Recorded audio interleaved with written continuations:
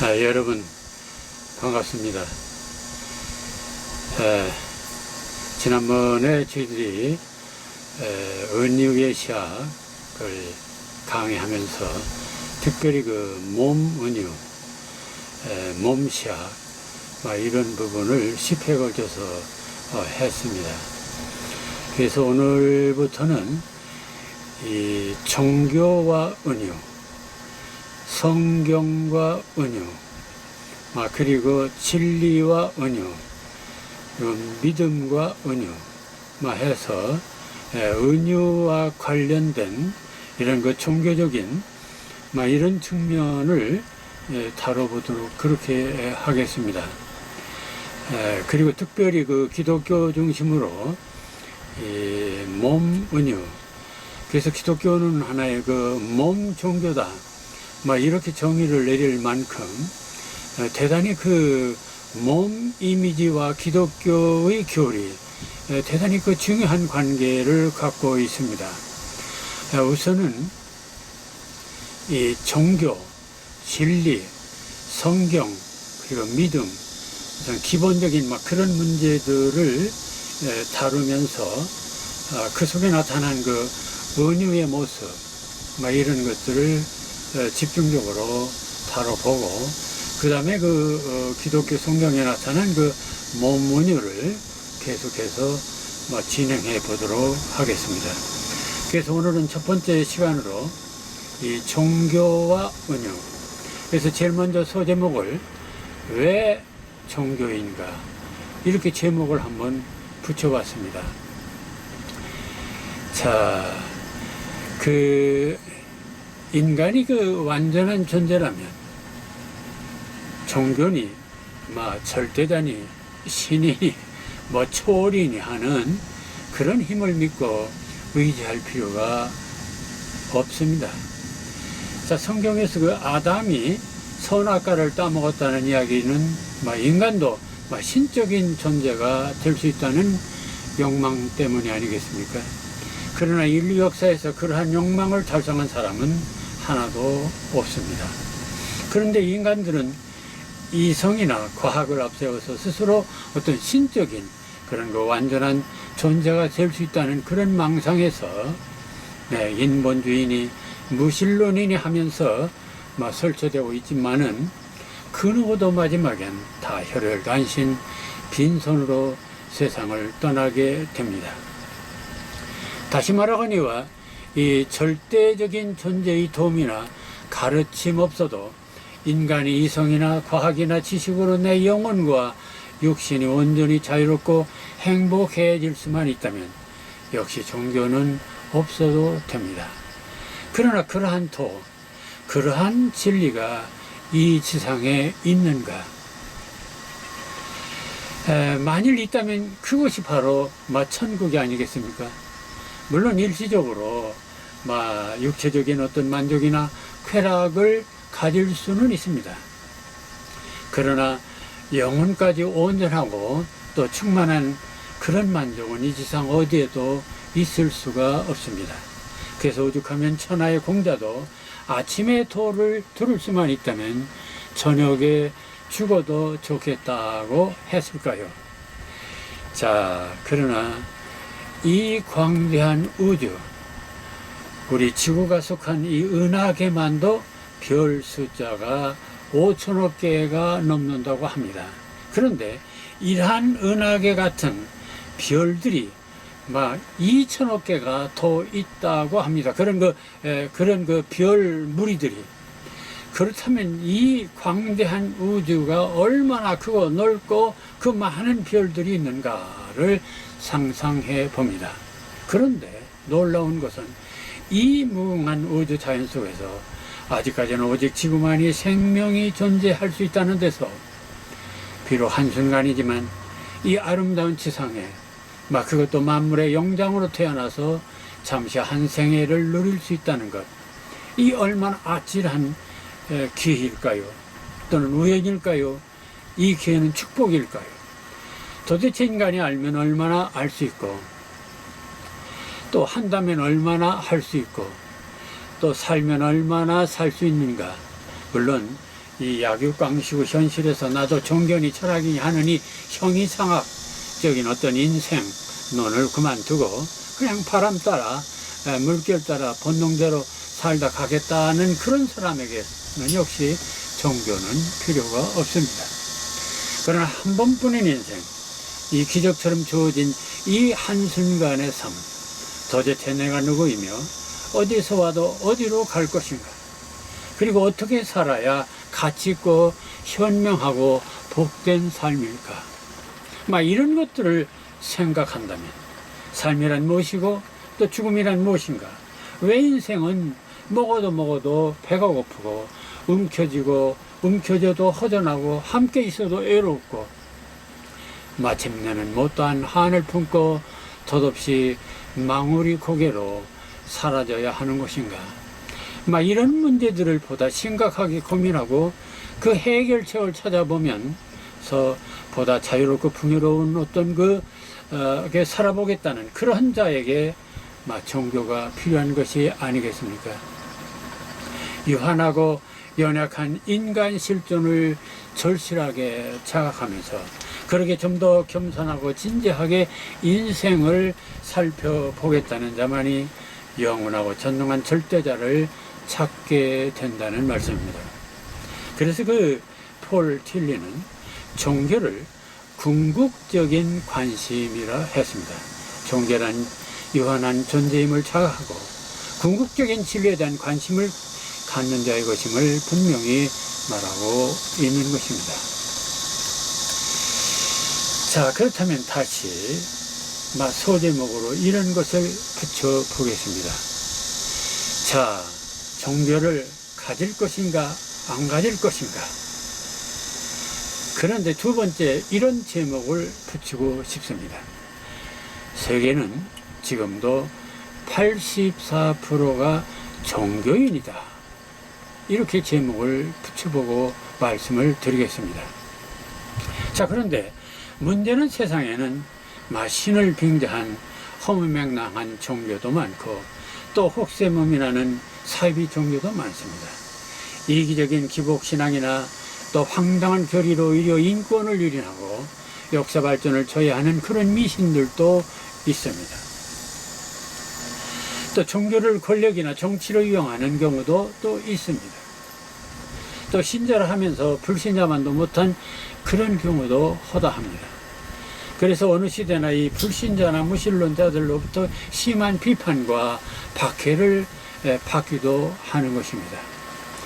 더구나 이 이성주의, 이 물질주의, 이런 과학주의에 매몰된 현대 와서는 더욱 초월적인 신의 존재를 부정하고 심지어는 종교를 타도의 대상으로 삼는 그런 사상들도 있습니다.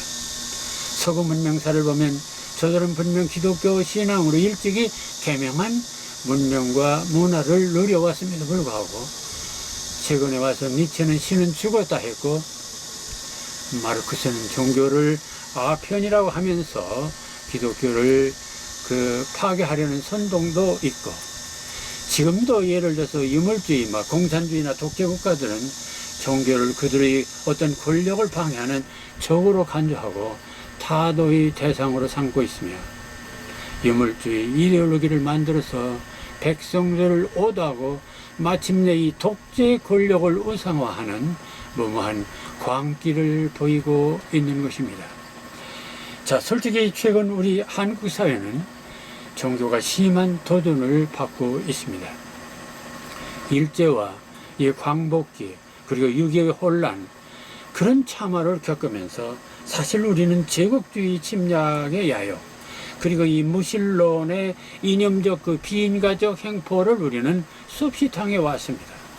그러면서 이 삶 아래 어떤 삶의 막다른 골목에 이르자 그때는 그래도 종교뿐이라는 이 절박감이 있었고, 자, 그래서 이 기독교는 활발하게 부흥할 수가 있었고 전쟁의 폐허와 절망에서 재개하는데 이 결정적인 힘이 되기도 했습니다.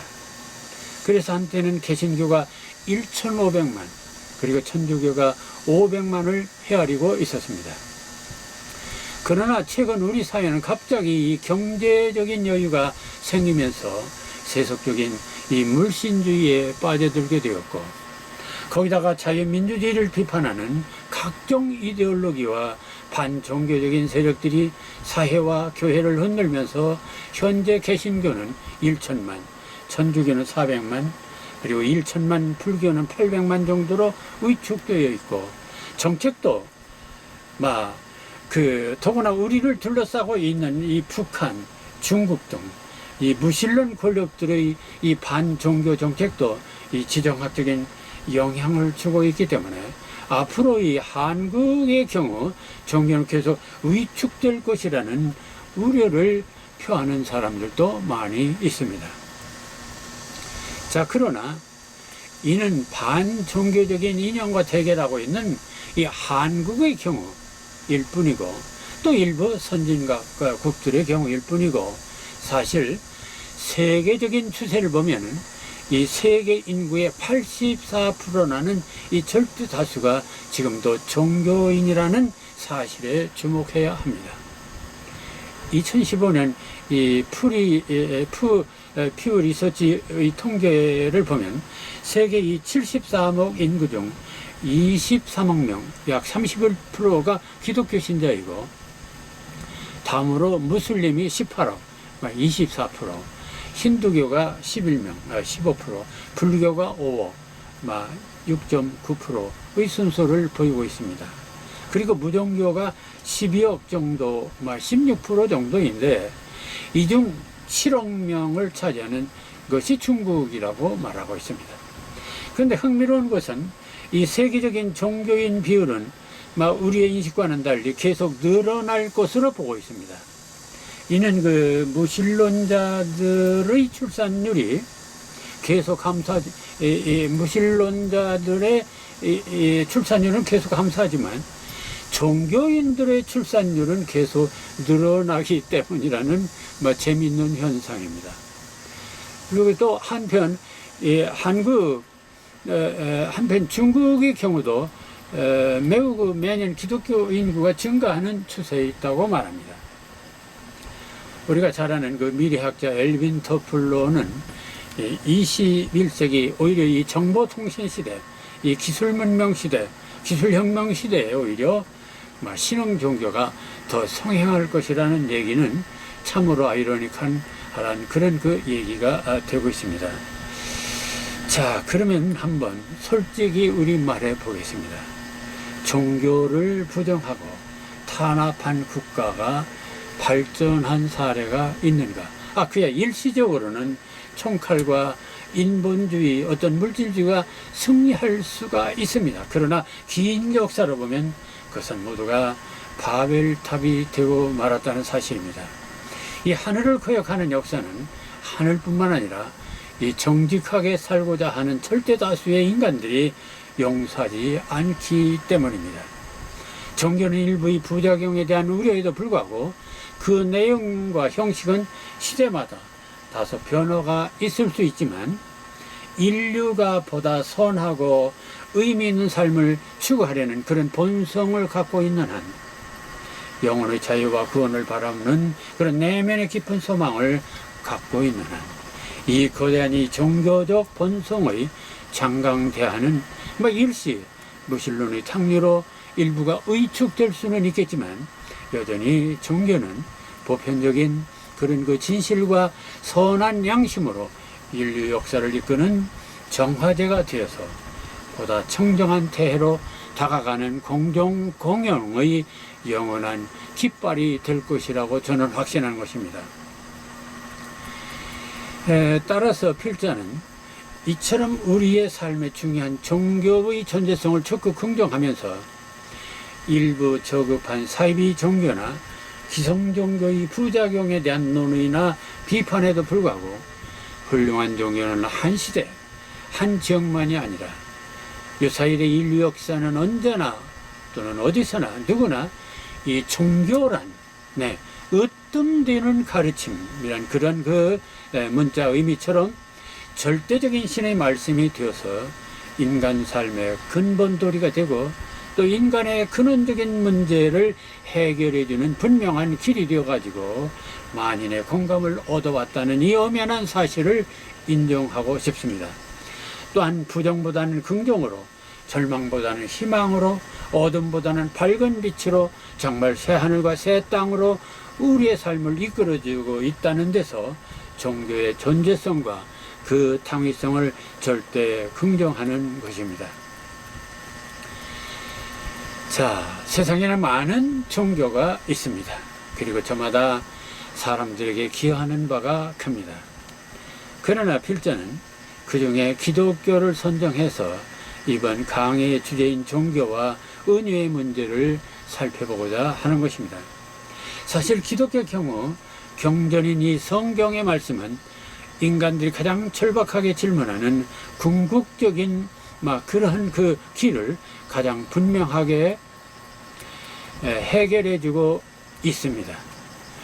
내가 곧 길이요 진리요 생명이니 나로 말미암지 않고는 아버지께로 올 자가 없느니라. 요한복음 14장 6절. 내가 곧 길이요 진리요 생명이니 나로 말미암지 않고는 아버지께로, 아버지께로 결국 영생 또는 구원을 얻을 수 없다라는 얘기입니다. 그런가 하면 이런 말씀도 있습니다. 진리를 알지니 진리가 너희를 자유롭게 하리라. 여기서 진리는 바로 기독교 말씀을 말하겠죠. 또는 예수 그리스도를 말하는 것이라고 보겠습니다. 그러니까 예수 그리스도 성경 말씀을 알지니 그가 바로 자유롭게 하리라. 진정한 구원을 가능케 하리라. 세상에 많은 종교나 또 성인들의 가르침도 많고 또 훌륭한 교훈도 많습니다. 그런데 그분들의 그 모든 진리는 좀 제3자적인 입장에서 이런 것이 진리라고 지적해 가르쳐는 주고 있습니다. 그런데 예수 그리스도는 자기 자신이 바로 길이고 진리고 생명이라고 했습니다. 진리는 여기나 저기에 있는 것이 아니라 자신이 진리 그 자체라는 것입니다. 그러니 이보다 더 확실하게 우리들의 자유와 해방과 구원을 보장할 수 있는 길이 어디 있습니까? 사실 기독교를 신봉하는 사람들도 인간이기 때문에 불완전한 것은 마찬가지입니다. 그렇지만은 통계적으로 봐서 기독교를 신봉하는 사람들이 비신자들에 비해서는 보다 겸손하고 정직하게 살고자 노력하고 있다고 하는 것은 인정할 수가 있습니다. 그래서 이 각박한 세상이지만 그래도 이 전능과 자비의 하나님을 의지하기에 비신자들보다는 마음의 평화와 자유로운 영으로 보다 복된 삶을 누린다고도 할 수 있겠습니다. 그렇기 때문에 기독교적인 가정이나 사회나 국가의 경우도 비신자들 집단에 비해서 보다 평화와 안정과 번영을 누린다고 보아야 하겠습니다. 그뿐 아니라 세계사를 보면 이 기독교를 신봉하는 국가들이 자유와 인권을 중시하는 민주주의 국가로 더욱 발전하고 있었으며 보다 평화와 번영을 누리고 있음을 기독교를 신봉해온 이 선진 발전된 선진 그런 국가들의 모습에서 볼 수가 있습니다. 자, 그렇기 때문에 한국의 경우도 개화 이후 근대의 발전사에서 이 기독교 역할과 기여가 결정적이었음을 우리는 분명히 알고 있습니다. 자, 그리고 사적이지만 정말 필자도 6.25 직후 낙후된 시골에서 중학교 진학도 못하는 가난한 그런 유년기였지만은 일찍부터 기독교 신앙생활을 하면서 희망과 긍정과 평화와 미래에 도전하는 인생을 배웠고 또 이러한 노력을 하는 과정에서 다행히 명지대 장학생을 거쳐서 또 성대, 고려대, 서울대, 하버드대를 가서 공부할 수 있었고 또 문학 박사도 또 신학 박사도 취득할 수 있었고, 또 대학 교수로 학장으로 청장 등을 역임하게 되었습니다. 또한 시인으로 비평가로 200여 권의 이 문학 이론과 창작의 저술도 발견할 수 있었습니다. 자, 그렇다면 저 개인적으로 볼 때는 기독교가 저에게 준 이런 그 여러 가지 축복이 아니었겠는가, 저는 그렇게 생각을 해봅니다. 자, 그러나 필자가 이 본 강의에서 살피려는 것은 어떤 종교학이나 기독교 신학을 강의하고자 하는 것이 아니라, 이 평생 시를 쓰고 문학 비평과 시학을 연구하고 가르쳐온 입장에서 볼 때 모든 종교의 경전이 은유적 상상의 언술로 되어 있지만, 그 중에서 특히 이 기독교의 경전은 아주 고도의 은유적 언술일 뿐만 아니라 더욱 특징적인 것은 은유 중에서도 몸 은유, 몸 이미지가 기독교 교리의 중심을 드러내는 키워드가 되고 있음을 확신하게 된 것입니다. 자, 인생의 길, 학자의 길, 노년의 길이 무엇일까? 아니, 삶의 마지막 길이란 또 무엇일까?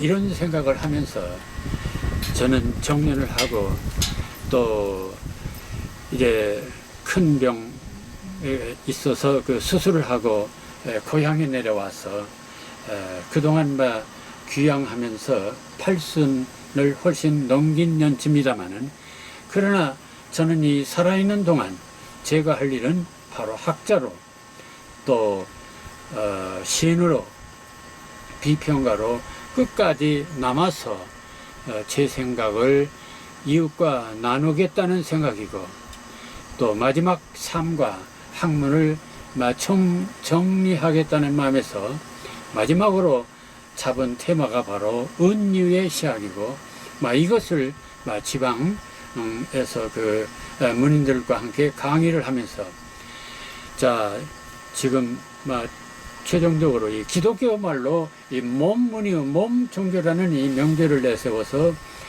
성경에 나타난 몸문이요, 이 놀라운 비밀을 몇 가지로 살펴보려고 하는 것입니다. 또한 본 강의에 앞서 종교, 성경, 진리, 믿음도 은유라는 사실을 살피면서 이 은유적 삶의 의미를 함께 묵상하고자 하는 것입니다. 감사합니다.